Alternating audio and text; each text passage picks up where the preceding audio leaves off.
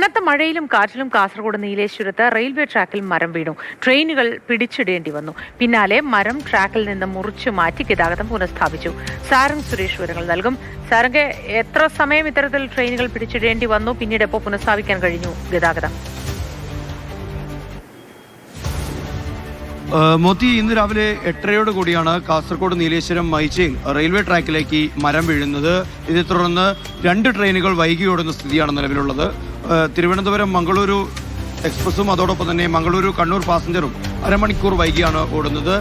അതിൽ passenger train, കണ്ണൂരിലേക്കുള്ള passenger train കാഞ്ഞങ്ങാടിലും അതോടൊപ്പം തന്നെ തിരുവനന്തപുരത്ത് നിന്ന് മംഗളൂരുവിലേക്കുള്ള എക്സ്പ്രസ് നീലേശ്വരത്തും തടഞ്ഞു വെക്കുന്ന ഒരവസ്ഥയുണ്ടായി. അതിനുശേഷമാണ് ഇപ്പോൾ ഗതാഗതം പരിപൂർണമായി പുനഃസ്ഥാപിച്ച ശേഷമാണ് ഇപ്പോൾ 2 ട്രെയിനുകളും കടത്തിവിട്ടിട്ടുള്ളത്. 2 ട്രെയിനുകളും അരമണിക്കൂർ വൈകിയാണ് ഓടിക്കൊണ്ടിരിക്കുന്നത്.